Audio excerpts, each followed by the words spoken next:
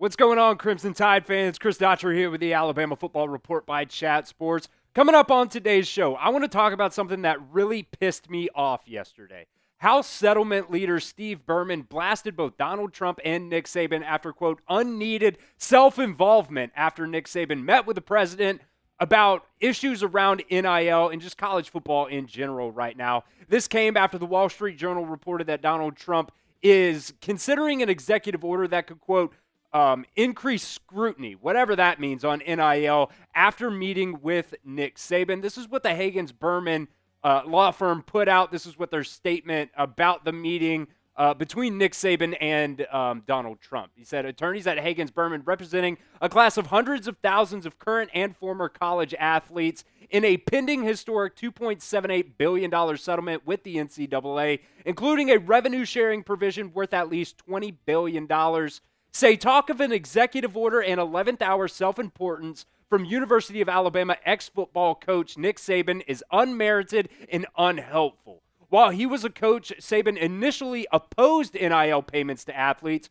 pushing to add restrictions and red tape through national legislation to add some sort of control. During his time scrutinizing the athletic pay structure, he made tens of millions of dollars and was previously the highest paid coach in college football. Coach Saban and Trump's 11th hour talks of executive orders and other meddling are just more unneeded self-involvement. College athletes are spearheading historic changes and benefiting massively from NIL deals. They don't need this unmerited interference from a coach only seeking to protect the system that made him tens of millions of dollars. That statement right there really pissed me off. In the words of Conor McGregor, who the fuck is that guy to come at Nick Saban and talk about how he's only doing this to protect the millions of dollars that he made as a college football coach? We'll get into this and what really pissed me off and some of the positives that Nick Saban has done both for the city of Tuscaloosa and for the players that he coached in college football. But I want to hear from you guys. Most rational college football fans right now say that, quote, some sort of control regarding NIL would actually probably be a good thing for college football. So I want to hear from you guys here at the pinned comment of today's video. Would some sort of control be a good thing or a bad thing for college football? Type Y for yes or N for no at the pinned comment of today's video, especially if that ad comes right here on YouTube.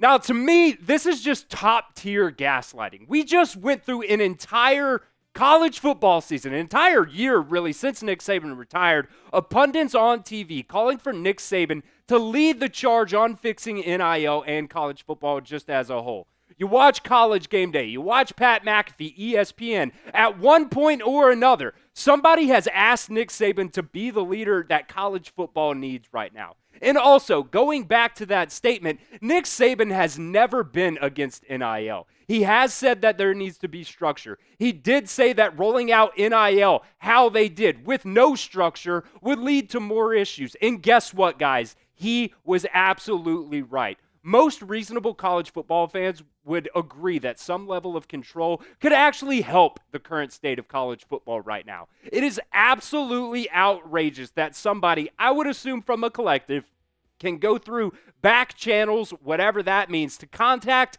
and pay an athlete on another roster in order for them to come play for their school. This is what I loved about Nick Saban's NIL approach when he was the head coach for Alabama. And even now that he's not the head coach, they're still kind of following this exact same structure. He preached that players need to create value for themselves both on and off the field. Before NIL, this meant just really being a decent person, being a great teammate, putting it all out there on the practice field, because guess what, guys? Scouts go out there and they watch practice film too, and when they come and they ask your position coach or the head coach, whoever it is, hey, how does this guy actually perform at practice? What's the body language like?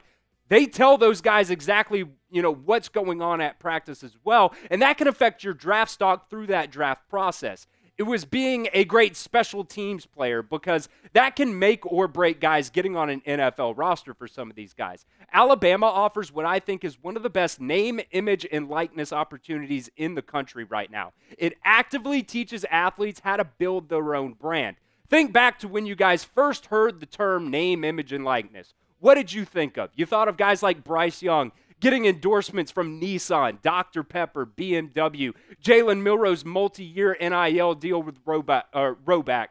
Might not have had Ryan Williams, repping for a nail polish company at the end of the day on your bingo card, but that same thing still applies here. It's Will Conformi, a hometown guy from Tuscaloosa, doing Taco Casa commercials. Even though Taco Casa is absolutely terrible, I still respect Will Conformi for putting it on for his hometown and a hometown business doing those commercials with Taco Casa. It was players profiting off of doing things like youth football camps. You saw Ryan Williams, Jalen Mbakwe, Drake Kirkpatrick Jr., all those guys were doing youth football camps this past weekend, and they were able to profit off that from their name, image, and likeness. The number one argument that everybody had for NIL before we actually got into this era of NIL was players couldn't even sell their own autographs, and that is what name, image, and likeness was supposed to be. At this point now, NIL has just become pay for play. And honestly, that is fine if that is the road you want to go down, but that road needs structure as well. There needs to be a CBA, a collective bargaining agreement. There needs to be contracts to hold these players and collectives accountable. They can't just jump ship when they want to just because somebody else is able to go out there and pay them more money. You cannot expect to be able to drive through trees and not crash. And that is what I believe is happening around NIL and the entire conversation around NIL right now. We'll get into some more things here in just a second, what really pissed me off, and some positive things that Nick Saban has done not for the money. But today's show is presented by Fanatics. You guys can go over to chatsports.com/Alabama jerseys and get up to 30% off today. You can go ahead and help those players out. This is all NIL as well. When you buy a player's jersey, that most of that money goes to them. So you can help them out just by going over to chatsports.com/Alabama jerseys. They've got customizable jerseys if you guys cannot find the exact one you want, or you can get some alumni jerseys as well. That link will be in the comments section and the description of today's video. All right, what really irked me about, that whole statement that they put out was this piece right here, one of the very last sentences that they had in the statement. He said they don't need this unmerited interference from a coach only seeking to protect the system that made him tens of millions of dollars. I read that as directly targeting Nick Saban's character, and it also insinuates that, he's not qualified to talk on the subject. You're saying that Nick Saban doesn't have enough merit to talk about this subject. And then you go on to say that he's only doing it for the money. Well, let's talk about what Nick Saban has done for the money. Since 2007, 73 players, currently right now for Alabama. Alabama has 73 active players on active NFL rosters. 133 players were drafted in the NFL draft from 2007 to 2023. 47 of those players were first-round draft picks. And when you talk about the importance of that first round is where those massive signing bonuses come into play. And now over $2 billion of NFL contracts have gone to these players that Nick Saban has had throughout his tenure here at Alabama. Let's not even talk about the money here. Let's talk about the second chances that Nick Saban has also provided to some of these guys. You talk about guys like Tony Mitchell, who got in trouble before he even got on campus here at Alabama. Nick Saban could have pulled a scholarship and said, look, we don't need somebody that's going out there and selling weed and getting arrested on our team right now. But he said, no, where is the better spot for Tony Mitchell? Is it out on the street selling weed, or is it right here in our system with us doing better and doing the things he needs to do to become a better person? Let's talk about Agiye Hall. He had about 5 opportunities with Nick Saban, and the problems with Agiye Hall wasn't just on the field, being lazy, whatever, at practice. He had some other things going on as well, and Nick Saban stuck with him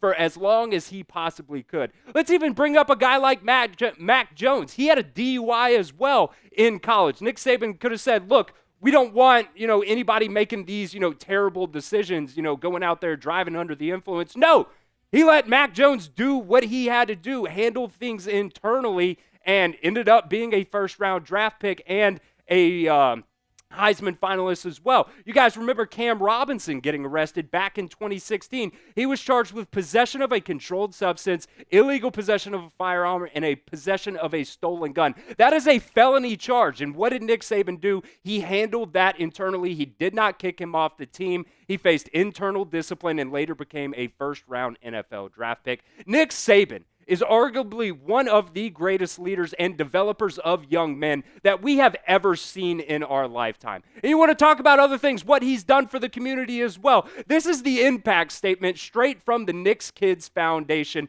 from their website. Thanks to the generosity of the donors and the efforts of Nick and Terry Saban, the Knicks Kids Foundation has donated nearly $15 million to deserving organizations and causes throughout the state of Alabama and the Southeast since the Sabans' arrival in Tuscaloosa. To date, we have honored more than 650 teachers with the Knicks Kids Teachers Excellence Award and completed projects including career tech classrooms at the Tuscaloosa County Juvenile Detention Center. So kids that are kind of down on their luck right now, not doing a great job, going in there and putting career tech classrooms in that juvenile detention center. The Alberta School for Performing Arts Playground and the Tuscaloosa Riverwalk Playground. Additionally, through a long-standing partnership with Habitat for Humanity, they built 21 homes, 18 for national championships, 2 for SEC championships, and also 1 for their Sugar Bowl victory a couple seasons ago for deserving local families. That all came after the 2011 tornadoes that just absolutely devastated the entire state of Alabama there. Nick's Kids is also a major donor of Tuscaloosa All-Inclusive Playground, Boys and Girls Club of West Alabama, and Freedom Farm.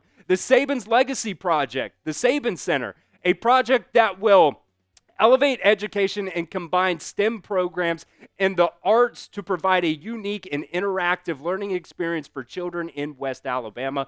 The Saban Center will be home to the State of Alabama STEM Hub, Ignite, and the Tuscaloosa Children's Theater. But wait, there is actually more that Nick Saban has done for Alabama and the community as well. How about when Nick Saban led the entire Alabama athletic department in their March for Social Equality in 2020? You can think what you want about Nick Saban's approach to all the NIL stuff, but never insinuate that he is being selfish and does not care about the student athletes. Notice I haven't even brought up anything about the national championships and the on-field success that Nick Saban had in his time at Alabama. This is the only list of things that Nick Saban has helped do for other people and not for the money. In my opinion, there are 2 reasons that really motivated this asshole lawyer to put out this extremely disrespectful statement about Nick Saban. One, he's mad because Nick Saban met with Donald Trump, and being involved with Donald Trump, orange man bad.